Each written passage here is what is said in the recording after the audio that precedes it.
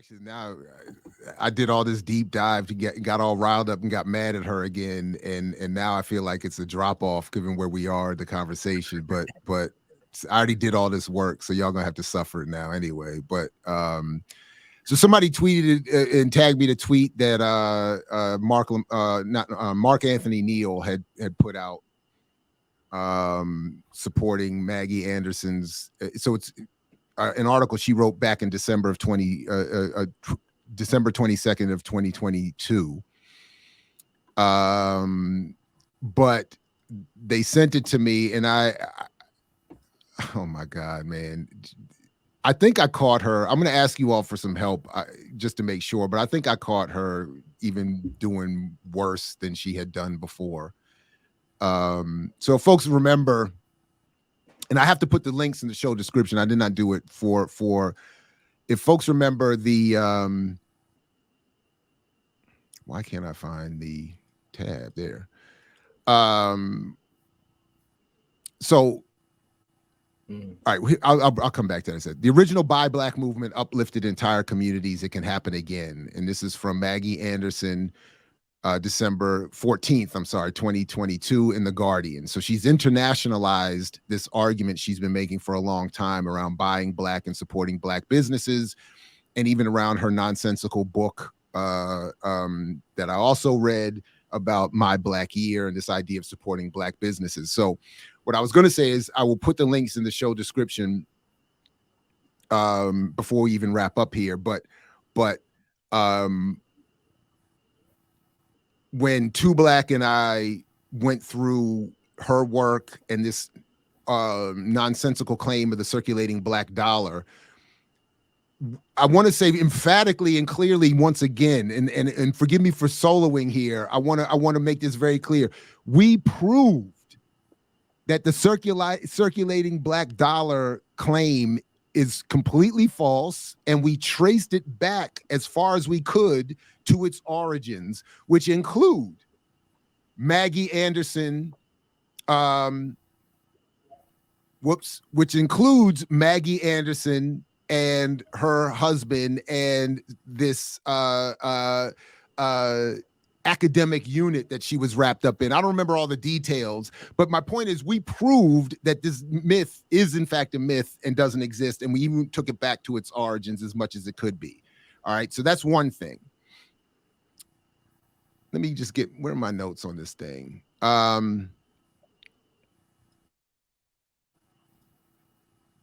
Why did it take me up there? Where's the note? All right. Now I don't know what's going on. Where are the notes? Where's the article now? Hold up. Oh! What, you got too many clicks? They told me, all right, so they told me I had reached my limit with the article. Oh my God. Send the article in the chat so I can see if I can pull it up. They said I hit my limit, and now I can't even pull up all my notes on it. There's the link. Oh, the notes on it too, dude. Well, I got my notes here, but I can't pull them up on screen. So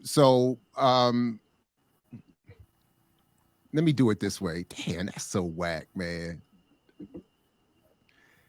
All right, so if folks can see here on the side, one of her claims was we generated more power and justice when it was just us. And her argument was that when the Black community was segregated and the Black community was working on its own with its business community, that they had generated more power than they do now. From the end of the Civil War through the rise of Jim Crow, hundreds of millions of dollars were generated and recycled in Black Wall Streets across the country. So we've already debunked all of that. That these were the creations of Black bourgeois outlets, Black capitalist elite that overrode the 95% of the laboring masses, on and on and on. So this is.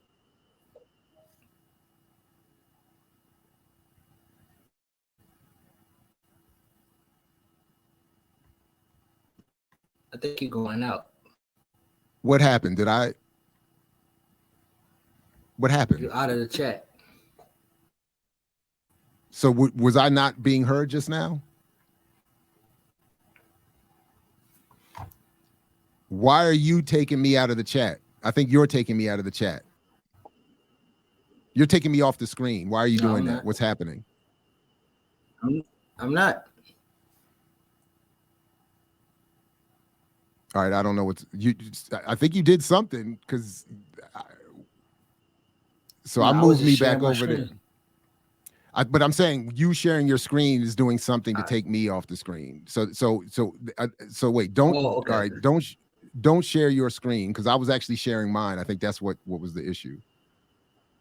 Can you can you take this off? Can you stop sharing your screen? Mm-hmm. Yep. Okay, there you go. All right. Yeah, because I was sharing this so that the notes, at least my notes could be seen. And anyway, so she's making this claim that being segregated was better for Black people, by which she means Black business. And then she claims, she doesn't cite anything, so I couldn't verify this. But the claim was that Black unemployment was lower than the national average until integration. So the idea was that integrating and reducing reliability on Black business hurt the employment rates. I just don't believe that, and I don't know that. I just think that she's doing something funky with whatever number she's looking at. But she praises Madam C.J. Walker. She refers to the death of Dr. King, not the assassination of Dr. King, as a turning point, where as she says here, the civil rights fight dissipated, as did accompanying economic solidarity and entrepreneurial spirit. A new hunger for acceptance set in among Black Americans. It was more potent than racist hatred of our ascendancy. To be like white America, we must buy like white America, was the prevailing thinking. But it was the thirst for vengeance, not just inclusion, that led us astray.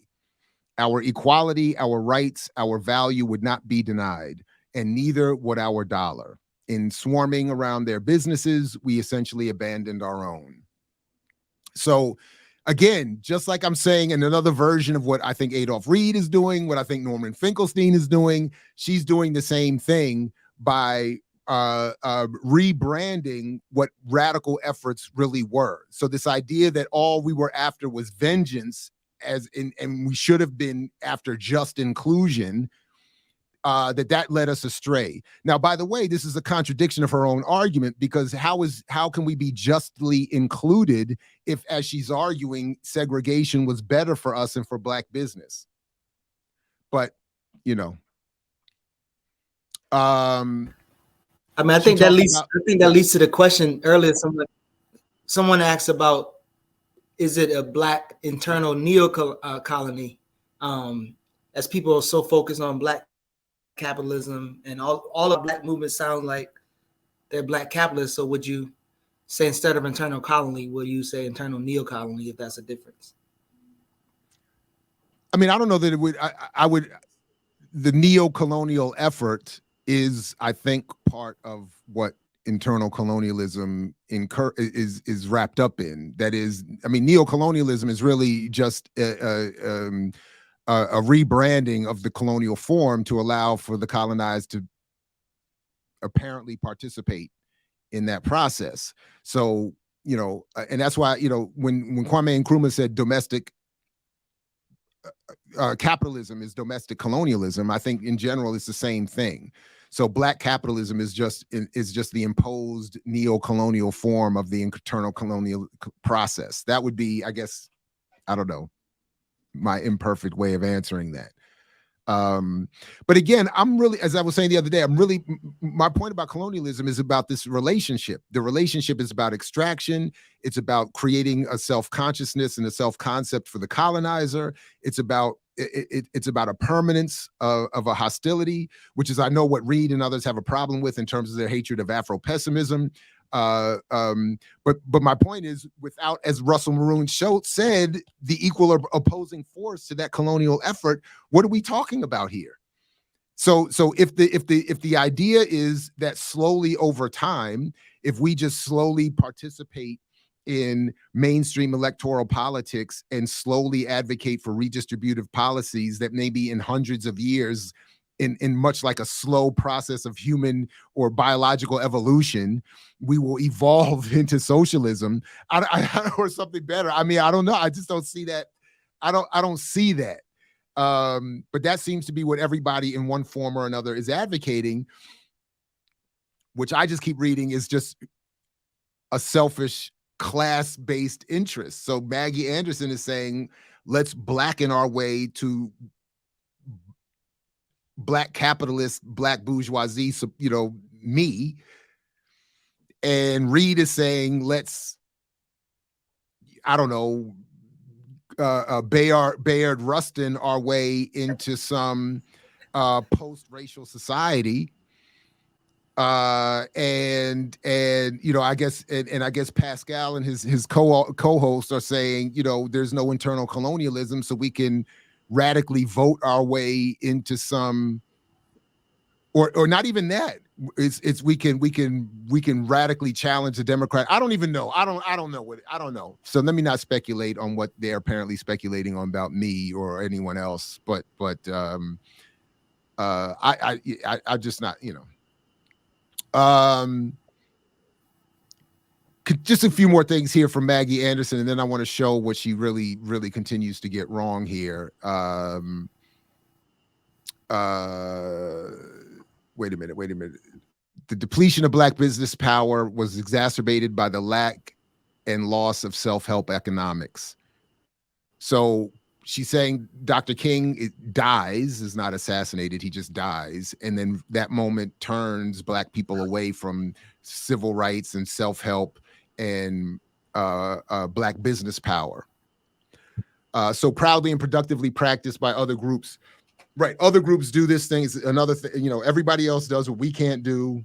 No details, no analysis, no real comparison of the condition of these communities. In 2008, she says, I conducted a year-long experiment in which my family and I publicly pledged to exclusively buy Black for an entire year. She goes on to talk about how that failed, but she leaves it at this idea that it failed because Black people aren't,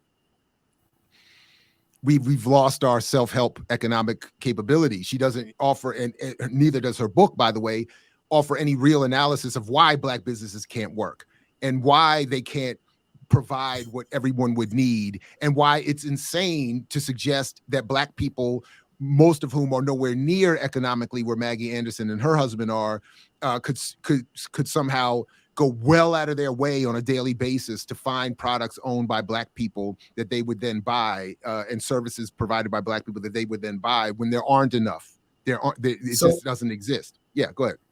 So Killer Mike went deeper when he did that that documentary. You remember the documentary? The Netflix thing. The Netflix series.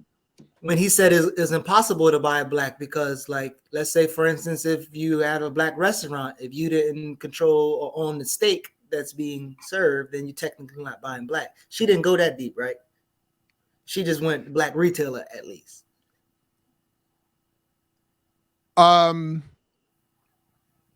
I don't remember all the details, to be perfectly honest, but she doesn't, what I know she doesn't do is explain, well, she doesn't explain any of those points. She doesn't explain how Black people don't have enough money. She doesn't explain how Black businesses can't exist at the scale to satisfy all the needs of even Black consumers, much less anybody else. And as I'm going to get to, I'm going to show you how she completely misrepresents even bad economic analysis to support her point. So this is, in fact, this is what she was saying here.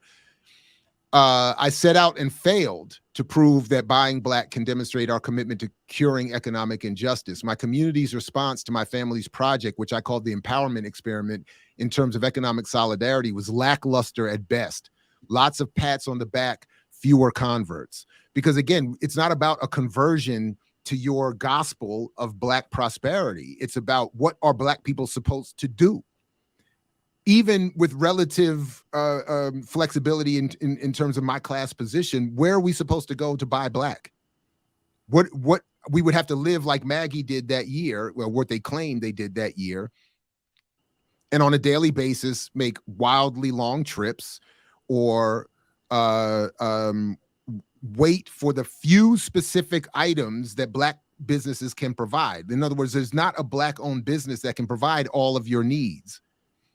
So never mind if you have any differences in terms of the quality or the style. Like, there's not like a variety of Black businesses. But she doesn't do any of that work. She just wants to blame a lack of consciousness. She said, I had to swallow the fact that just as Barack Obama's election did not rid us of the rule of and reign of racism, neither did my buy Black stand and study. So my note here was that because both are equally fanciful. No wonder they didn't work. The idea that Obama was going to solve anything or that you were going to be able to prove something with your silly, ridiculous study is fantasy. No wonder it didn't work. She talks about the majority of employees of Black-owned businesses are in Black people. So this is why she starts talking about the value of Black businesses. And this is where she even goes more off the rails, if you can believe it. The majority of employees of Black-owned businesses are Black people who are the most unemployed segment of the U.S. Getting a job is the greatest deterrent to offenders returning to crime. And Black businesses are more likely to hire ex-offenders. So committing to supporting these businesses is not just a way to support entrepreneurs who've been struggling against entrenched racism, but also as an effective deterrent to crime and recidivism. And then as I wrote here, because they are mostly single employers, self-employers who cannot expand and are desperate for desperately exploitable labor. So to the extent that anything she said here is true, which she does not support with any data or any research, it's because of what I just said. Businesses create hope and pride. Okay, now here's where she really and this is what really sent me down this deeper rabbit hole, because she says, according to a 2021 McKinsey report, for every dollar spent with Black-owned businesses, the economic effect feels like a $5 investment because that dollar stays and is recycled in and among the community. Now, I was hoping to be able to say this morning definitively that what is the closest responsible way I can say that she is lying or making up conclusions that are not supported by data?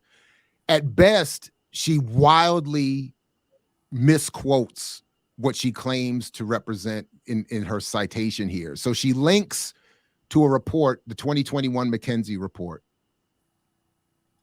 Let me just finish with what the last thing she says here. Buying Black is not racist or even revolutionary. Well, that part is true. Buying Black is normal and necessary, simple and time-tested. Still, it is so underutilized, trivialized, and radicalized, even though if we just try to recreate the successes of eras past, buying Black will benefit us all. So again, there are no successes of the eras past, other than for a handful of Black people, because even if she goes back to talk about the 1930s, she, of course, ignores Abram Harris's argument where he shows at that time, live and direct, that there is already a long history in the 1930s of the fraudulence of buying Black and don't buy where you can't work campaigns and all this other kind of stuff, which, as he points out, only helps the Black capitalist elite, who are, as he put, the biggest exploiters of Black people. But of course, she ignores that. All right. So she mentions this McKinsey report. Of course, she's counting on the fact that people will not either check her citation or will not read the source that she references. I did both. I had actually already read this report. I had already, read this article and the report that it actually covers. And I can't find, I went and looked at it again. I read it again. I took notes on it again. I played it this morning using my Speechify app so I could listen to it again, and nowhere is there a reference to this. If you support Black business, the dollar you spend there reverberates 5 times in the community. So that quote is not in there at all. What you do get in this report, and again, as I've talked about and will be in the second edition of the Buying Power book, McKinsey has no interest in helping Black people. They're not talking to Black people. Their reports are not for Black audiences. Their reports are for highly paid contracts that go to municipalities, corporations, marketing agencies, all helping advertisers properly spend their money to attract whatever money they can get from Black consumers, and for these folks to promote non-solution solutions to Black inequality. All right.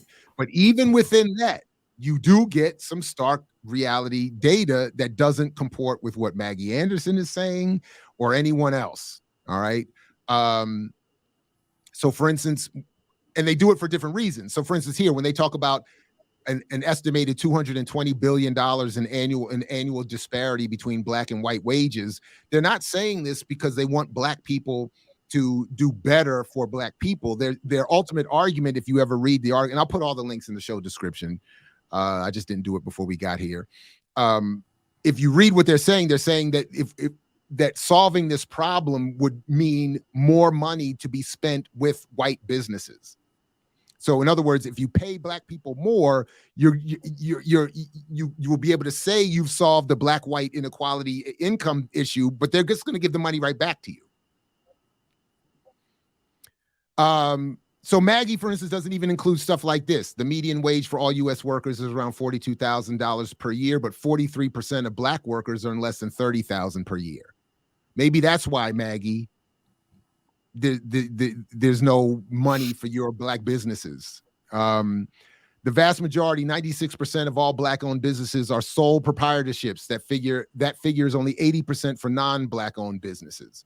So in other words, again, what one single proprietor Black-owned business is going to satisfy 40 million needs of Black people? And remember, and right, Geechee, the 40 million different Black needs. Differently Black needs. What and even and as they say here, scaling up remains a challenge. So even they acknowledge what I and others have been arguing for a long time. Black businesses don't have any money to scale up, and nobody invests in them to scale up to satisfy more. So by the way, again, it's the same thing. In a parity scenario, Black-owned businesses would generate $1.6 trillion more than they do today. If Black share of business ownership matched Black share of the population, this part is all fantasy. If Black people had the same amount of businesses as they have the population, it would be $600 billion in revenue. But they don't mean that would be for Black people to become equal and powerful. They mean that revenue would be put back into the economy through their consumption. The Black-owned businesses that do exist tend to be small, both in number of employees and firm revenue. Black-owned companies employ about 15% fewer workers on average than their non-Black-owned counterparts. Only 2% have more than 50 employees. Black-owned employer firms generate only 60% of the revenue produced by their non-Black-owned counterparts, $1 million annually on average versus $2.4 million. The Black business owners we interviewed cited exclusion from professional networks and a lack of flexible capital to invest in technology and research and development innovations as common challenges to scaling up. All right. Now, this was an interesting sleight of hand as well. Manufacturing stands out as an arena in which Black-owned businesses are larger. Although only 1% of U.S. manufacturing firms are under Black ownership, those companies generate slightly more revenue than non-Black-owned manufacturing businesses at nearly $6 million in annual revenue on average. So instead of framing it differently by saying most Black-owned businesses are in the smaller areas of the economy outside of manufacturing, they phrase it as there's more of them in manufacturing, even though it's only 1%. And those companies do better than non-manufacturing Black-owned businesses. But if you continue to read the article, what most of those Black-owned businesses in manufacturing are supportive downstream suppliers. So even in my own note, distributors. I think I'm sorry, say that again. Saying distributors, right? Distributors. I said subsidiaries. They're subsidiaries. They're just, we do all the making, the manufacturing and wealth creation, and we hand it to you to deliver it. With your LLC. You take your LLC. That's it. There you go. And that counts as a Black-owned business that can't itself scale up, become competitive, or employ more Black people. So later on in the article, they do. Yeah, go ahead. Did Maggie drop her book before Brooke Stevenson's? Who's Brooke Stevenson? Remember Brooke Stevenson or Brooke Stevens or whatever her name is? No, that's the one. That's the one that. Go ahead. No, I'm just saying that's the one who made up the Circulating the Black Dollar and didn't have the Economist. No, Maggie Anderson's book came out much later. Brooks, and this is what Two Black and I went over. Brooks' book came out in the mid to late 90s. Yeah, 95. Yeah. And then Anderson does her thing in 2008. Oh shit. And again, I got to go back, and I'll put the link in. People should go watch it, because we go back and find, because Brooke cites some university study for the circulating dollar, and it ties back to Maggie Anderson's husband's institute or some again, I forgot the details, but the point is it's circular referencing with no data to support the claim is the point. So every generation got they got a Brooke, they got a Maggie, and then now there's gonna be Kizzy or Angela Rich. Yep. One of them gonna be the next one. Yep. Damn it. Now later on in the article, McKinsey does say more accurately that 4 industries: accommodation and food service, healthcare and social assistance, transportation and warehousing, and administrative support. That's where Black businesses are.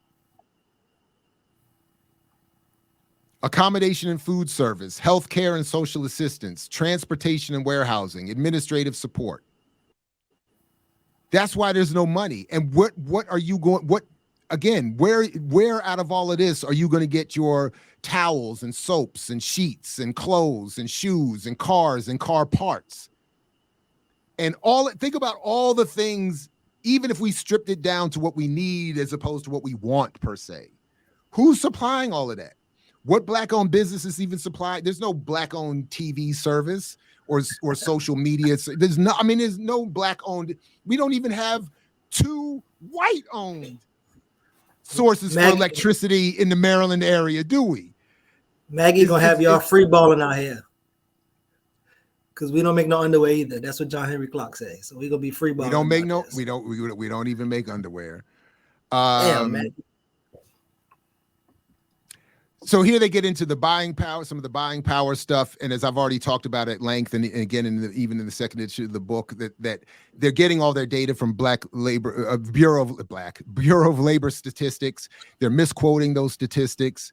They're not using them to help Black people understand their economic condition. They're doing it specifically so that they can again help redirect advertising revenue and make big checks themselves.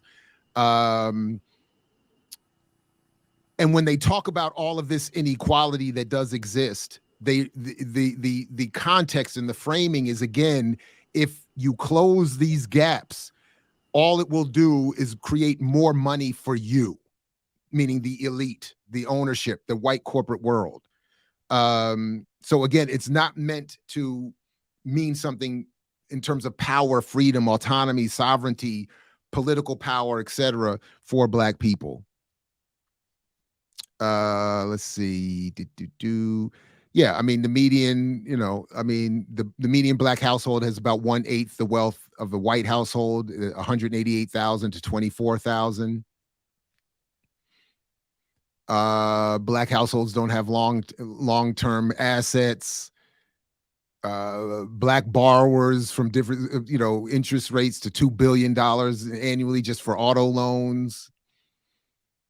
Black people are not represented in financial advisory roles, which is what McKinsey's making all its money from.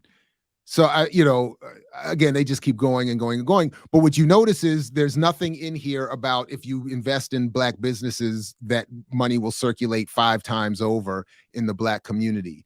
By the way, just so we're all clear, I didn't just leave it there. I went, and because what I was just showing you was basically the executive summary of this full report, which I have downloaded and read a number of times already. Now, admittedly, I'm looking for certain things, so I'm open to the possibility that I've missed something.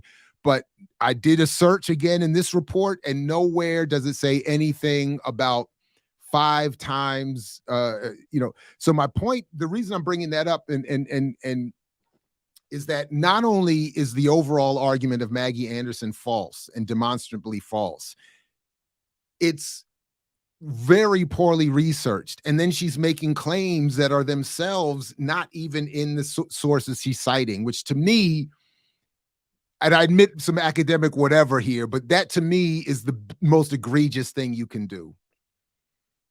I admit on some level I get more angry at that than even the nonsense of her argument.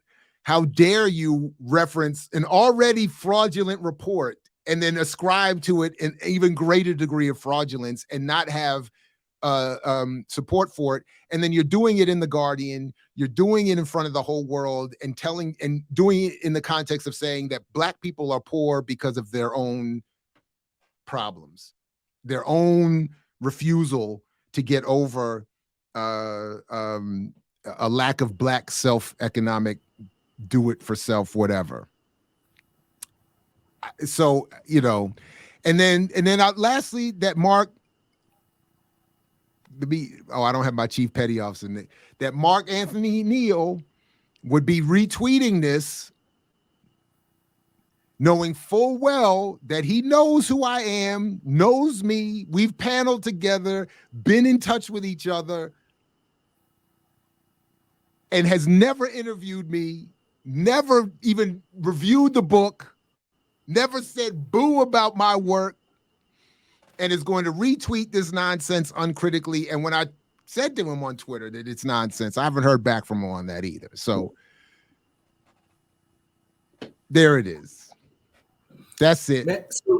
So one of the toughest things of having this conversation, be it a barbershop, organized community, or even a damn school, is people are not prepared to hear that white wealthy people got their money through violence, public policy, and fraud.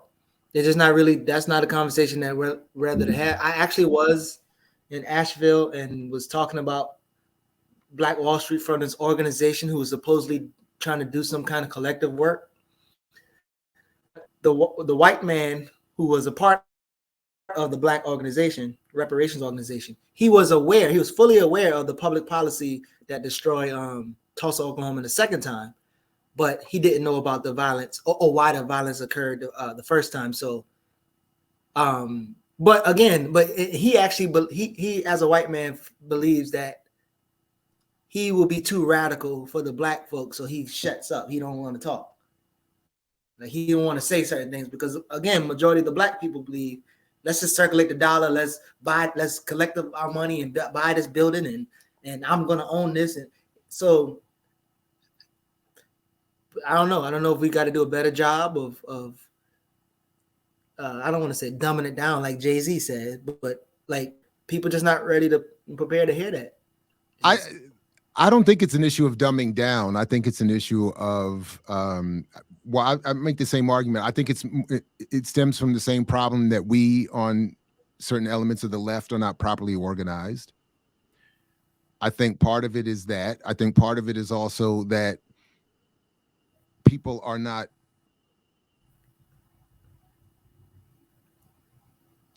being principled enough in both making their arguments and challenging others who make arguments that they disagree with. In other words, it's not that Black audiences are too dumb or are incapable of understanding. It's that they never get a sustained, honest message. And that's my biggest problem, I don't agree, maybe other than a question of questioning God's existence or Jesus or something like that. That is the only area I feel like Black people are probably positioned to resist more than anything. But in terms of a question of the actual economic or political condition, I don't think anybody's too dumb or incapable of understanding. I think that they're just not getting the information, and too many people, including Black ones, do what that white example in other words, we would rather be popular and welcomed everywhere than make points that need to be made. And I think, and I get it. I admit it. I admit it personally. I feel a kind of way when I think I should be invited somewhere and I'm not. I am hurt on some level when I feel like people are willfully ignoring me. I get it. It's not easy. I want to be at these gatherings. I want to be invited everywhere. I want to be included. I get it. I'm as guilty of that as anybody. But at a certain point, I don't know how we can keep looking at the actual reality or the analysis of the data and not make certain points or be willing to make certain points. So that to me is what I think is the bigger problem. That too few people. This has always been my problem with whatever people were saying about his book. My bigger problem with people like Gerald Horne and Robin Kelly and whomever else is not whatever their arguments are per se. It's their unwillingness to challenge the people they know are making fraudulent arguments on our behalf that permeate and make our work harder. So I don't know. So that's anyway. I don't. Maybe I wasn't as clear as I need to be, but that's basically my point. I don't think anybody is incapable of understanding. I don't think my argument around buying power is so complicated that people can't get it. If anything, they don't get it because they only hear it once or twice, and maybe in framed improperly. And then they get a steady diet of bank black and buy black and black capital and black entrepreneur and don't hate and be a black billionaire. And we got to love black celebrity. I mean, that's just the constant. And then here comes Jared talk about no. And people are like, nah, why would I listen to him? Especially everywhere else I go, someone disagrees with him. Even people that know better. And even sitting next to somebody who they would respect, who is unwilling to challenge that person publicly because they don't want to be seen as being disinvitable. Right. Yeah, I mean, I guess it kind of go back to the knee-jerk reaction of like, well, we got to do something. We got to do something. Like, I guess you were saying, whoever was saying earlier, like, do something. Because I even once you break people down to the point of like, okay, you're right. But still, we still can do something with the little bit of money we have. And what that something entails is normally putting that money into a space to try to make more money. Investing in something. And I guess, majority of the people, we did a research, or we studied a research of the people who still believe in the American dream in homeless shelters and feel like they're just one choice away. One decision away. So like the majority of people think they're going to get it one day. One day they're going to get it. You just keep going. I'm going to get it. I'm going to hit the numbers. They played a lotto every day. I was in that homeless shelter and I was like, I don't see no answers. And that's why I signed up into the military. It was that simple. I was like, I don't see no answers.